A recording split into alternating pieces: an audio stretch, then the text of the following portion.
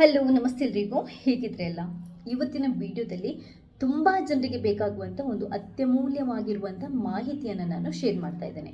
ತುಂಬ ಜನರು ನನ್ನ ಹತ್ರ ಆ್ಯಕ್ಚುಲ್ ಆಗಿ ಕೇಳ್ತಾ ಇದ್ರು, ಮೇಡಮ್ ರಾತ್ರಿ ಮಲಗಿದ್ರೆ ನಿದ್ದೆ ಬರಲ್ಲ, ಇದಕ್ಕೇನಾದರೂ ಪರಿಹಾರ ಇದೆಯಾ, ಸುಲಭ ಉಪಾಯ ಇದೆಯಾ, ಬೇಗ ತುಂಬ ಗಾಢ ನಿದ್ದೆ ಮಾಡಬೇಕು, ನಮಗೆ ಇದಕ್ಕೇನಾದರೂ ಒಳ್ಳೆಯ ಮನೆಮದ್ದಿದ್ರೆ ಹೇಳಿ ಅಂತ.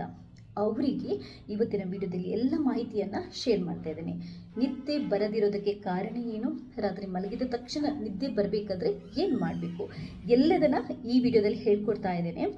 ಈ ವಿಡಿಯೋನ ಪೂರ್ತಿಯಾಗಿ ನೋಡಿ, ಅರ್ಧರ್ಧ ನೋಡಿದರೆ ನಿಮಗೇನು ಗೊತ್ತಾಗಲ್ಲ, ಕಂಪ್ಲೀಟಾಗಿ ನೋಡಿದರೆ ನಿಮಗೆಲ್ಲ ಮಾಹಿತಿನೂ ಸಿಗುತ್ತೆ. ಇದಕ್ಕಿಂತ ಮುಂಚೆ ಕೂಡ ನಾನೊಂದು ವಿಡಿಯೋನ ಮಾಡಿದ್ದೆ ಈ ನಿದ್ದೆ ಸಮಸ್ಯೆಯ ಕುರಿತಾಗಿ.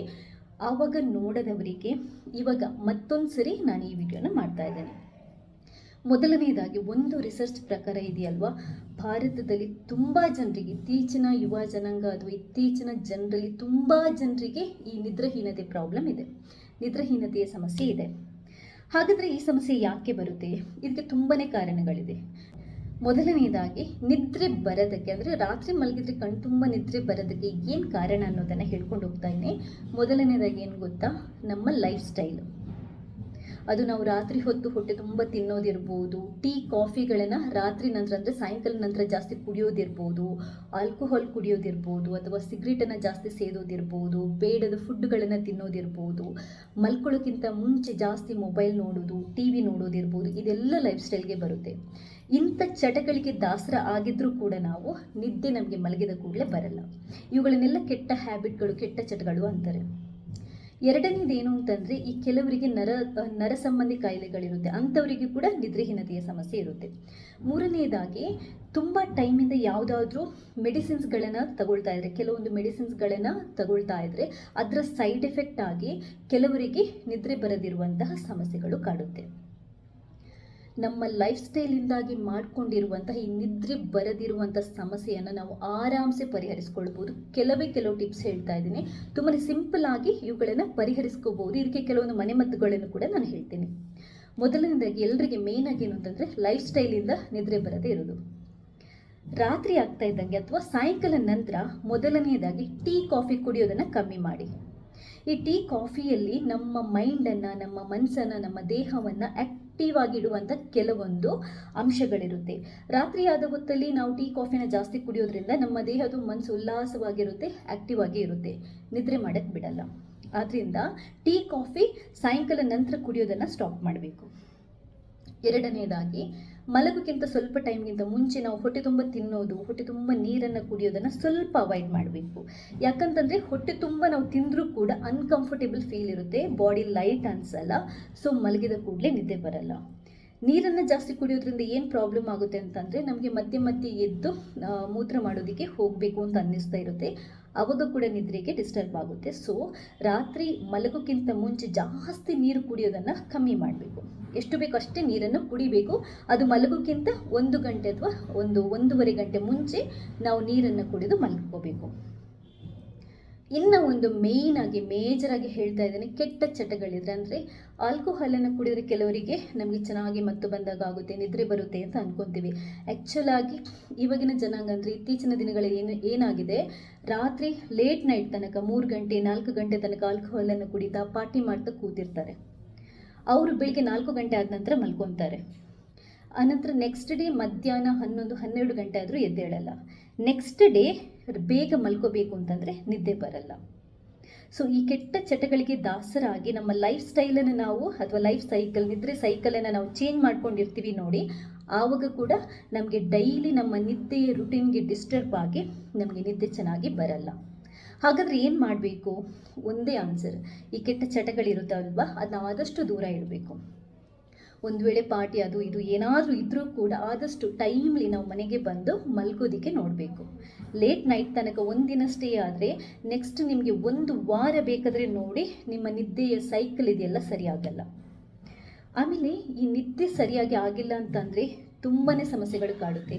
ಯಾರು ಸರಿಯಾಗಿ ನಿದ್ದೆ ಮಾಡಲ್ಲ ನೋಡಿ, ಅವರ ಮೂಡ್ ಚೆನ್ನಾಗಿರಲ್ಲ, ಅವರ ಹೆಲ್ತ್ ಚೆನ್ನಾಗಿರಲ್ಲ, ಮಾತಾಡಿದರೆ ಸಿಡ್ತಾರೆ, ಏನಾದರೂ ಹೇಳಿದರೆ ಸಿಟ್ಟು ಬರುತ್ತೆ, ಕಂಫರ್ಟೇಬಲ್ ಅಂತ ಅನಿಸಲ್ಲ, ಉಲ್ಲಾಸ ಅಂತ ಅನಿಸಲ್ಲ, ಒಟ್ಟಾರೆ ಮೇಲೆ ಏನೋ ಒಂಥರ ಇರಿಟೇಟ್ ಆಗ್ತಾ ಇರುತ್ತೆ ದಿನ ಇಡೀ.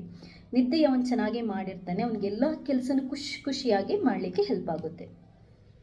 ಇನ್ನೂ ಒಂದು ನಮಗೆ ನಿದ್ದೆ ಚೆನ್ನಾಗಿ ಬರಬೇಕು ಅಂತಂದರೆ ಒಂದೇ ಒಂದು ಮೇನ್ ಥಿಂಗನ್ನು ನಾವು ಫಾಲೋ ಮಾಡಿದರೂ ಸಾಕು. ಅದೇನು ಅಂತಂದರೆ ಅಟ್ಲೀಸ್ಟ್ ದಿನದಲ್ಲಿ ಸ್ವಲ್ಪ ಹೊತ್ತಾದರೂ ನಾವು ತುಂಬಾ ಚೆನ್ನಾಗಿ ಕೆಲಸ ಮಾಡಬೇಕು. ನಮ್ಮ ದೇಹ ದಣಿವ ಥರ ಕೆಲಸ ಮಾಡಬೇಕು. ನೀವು ಬೇಕಾದರೆ ನೋಡಿ, ಈ ಕೂಲಿ ಕೆಲಸ ಮಾಡಿಕೊಂಡು ಚೆನ್ನಾಗಿ ದುಡಿದ್ಬಿಟ್ಟು ರಾತ್ರಿ ಮಲ್ಕೊತಾರೆ ನೋಡಿ, ಅವರಿಗೆ ಹಾಸಿಗೆಗೆ ಅಥವಾ ಚಾಪಿಗೆ ಬಿದ್ದ ತಕ್ಷಣ ನಿದ್ದೆ ಬರುತ್ತೆ. ಯಾರು ಚೆನ್ನಾಗಿ ದೇಹನ ದಂಡಿಸ್ತಾರೋ ಅವರಿಗೆ ನಿದ್ದೆ ಸಮಸ್ಯೆ ಇರಲ್ಲ.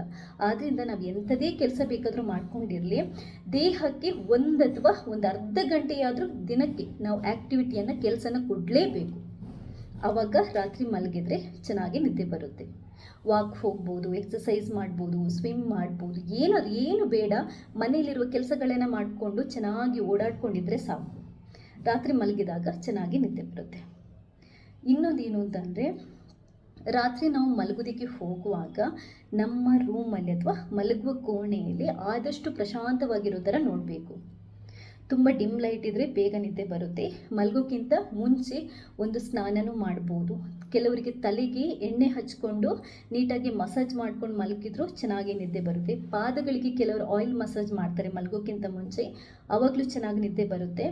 ಸೊ ಸ್ವಲ್ಪ ಕ್ಲೀನಾಗಿ ಫ್ರೆಶ್ ಅಪ್ ಆಗಿ ಕೆಲವರಿಗೆ ಲೈಟ್ ಮ್ಯೂಸಿಕ್ಗಳನ್ನು ಕೇಳ್ತಾ ಮಲಗಿದ್ರು ಕೂಡ ಒಳ್ಳೆ ನಿದ್ದೆ ಬರುತ್ತೆ.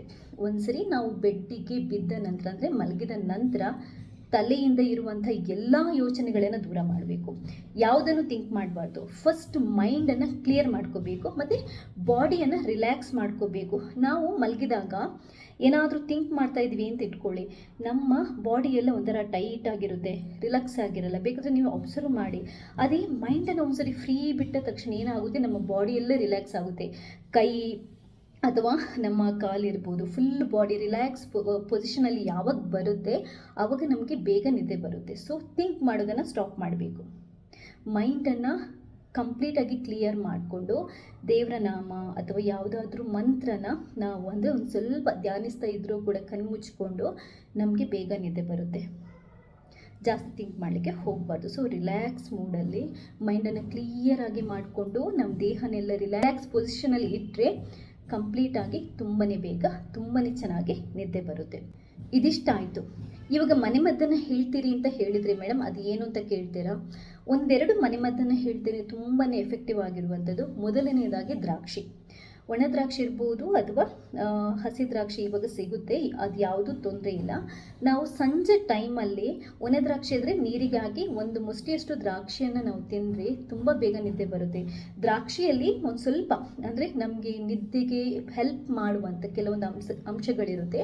ಇದು ನಮಗೆ ಚೆನ್ನಾಗಿ ನಿದ್ದೆ ಮಾಡಲಿಕ್ಕೆ ಹೆಲ್ಪ್ ಮಾಡುತ್ತೆ. ಹಸಿ ದ್ರಾಕ್ಷಿ ಕೂಡ ಹಾಗೇನೆ ಮಲಗುವ ಮುಂಚೆ ಹಾಲನ್ನು ಕುಡಿದರೆ, ಅಟ್ಲೀಸ್ಟ್ 1 ಲೋಟ ಬಿಸಿ ಬಿಸಿ ದಪ್ಪ ಹಾಲನ್ನು ಕುಡಿದರೂ ಕೂಡ ಇದು ಕೂಡ ಒಳ್ಳೆಯ ನಿದ್ದೆ ಬರಲಿಕ್ಕೆ ಹೆಲ್ಪ್ ಆಗುತ್ತೆ ಅಂತ ಹೇಳ್ತಾರೆ. ಇವೆರಡು ಮನೆಮದ್ದನ್ನು ನಾನು ತುಂಬ ಎಫೆಕ್ಟಿವ್ ಆಗಿರುವಂಥ ಮನೆಮದ್ದನ್ನು ನಾನು ಹೇಳಿದ್ದೀನಿ. ಇದರಲ್ಲಿ ದ್ರಾಕ್ಷಿದಿದೆಯಲ್ಲ ನಾನು ಟ್ರೈ ಮಾಡಿದ್ದೇನೆ. ಯಾಕಂತಂದರೆ ಕೆಲವೊಂದು ಟೈಮ್ ಹಿಂದೆ ನನಗೆ ಕೂಡ ಕೆಲವೊಂದು ಸರಿ ರಾತ್ರಿ ಮಲಗಿದ್ರೆ ನಿದ್ದೆ ಬರಲ್ಲ, ಈ ಥರ ಎಲ್ಲ ಸಮಸ್ಯೆ ಇತ್ತು. ನಾನು 1 ವಾರ ಸಾಯಂಕಾಲದ ಹೊತ್ತಲ್ಲಿ ಒಂದು ಸ್ವಲ್ಪ ದ್ರಾಕ್ಷಿನ ತಿಂತಾ ಬಂದೆ. ಅದಾದ ನಂತರ ನನಗೆ ಕಂಪ್ಲೀಟಾಗಿ ಆರಾಮಾಯಿತು. ಇವಾಗ ಯಾವ ಪ್ರಾಬ್ಲಮ್ ಇಲ್ಲ. ಯಾವಾಗ ನಾನು ಹಾಸಿಗೆಗೆ ಹೋದರೂ ಕೂಡ ಕಣ್ಣು ತುಂಬ ನಿದ್ದೆ ಬರುತ್ತೆ. ಈ ವಿಡಿಯೋ ಇಷ್ಟ ಆದರೆ ಲೈಕ್ ಮಾಡಿ. ನನಗೆ ಗೊತ್ತಿಲ್ಲದ ಕೆಲವೊಂದು ಮಾಹಿತಿಗಳು ನಿಮಗೆ ಕೂಡ ಗೊತ್ತಿರ್ಬೋದು. ಆ ಗೊತ್ತಿರುವಂಥ ವಿಷಯಗಳನ್ನು ಕಮೆಂಟ್ ಮೂಲಕ ಶೇರ್ ಮಾಡಿ, ಬೇರೆಯವರಿಗೆ ಕೂಡ ಹೆಲ್ಪ್ ಆಗುತ್ತೆ. ಹಾಗೆಯೇ ಫಸ್ಟ್ ಟೈಮ್ ನೀವು ನನ್ನ ಚಾನಲ್ನ ನೋಡ್ತಾ ಇದ್ದರೆ ದಯವಿಟ್ಟು ಸಬ್ಸ್ಕ್ರೈಬ್ ಆಗಿ. ಯಾಕಂತಂದರೆ ನಾನು ನೆಕ್ಸ್ಟ್ ಹಾಕುವಂಥ ಕೂಡ ಎಲ್ಲ ವಿಡಿಯೋಗಳನ್ನು ನೀವು ಮಿಸ್ ಮಾಡದೆ ನೋಡ್ಕೋಬೋದು. ಥ್ಯಾಂಕ್ಸ್ ಎಲ್ರಿಗೂ.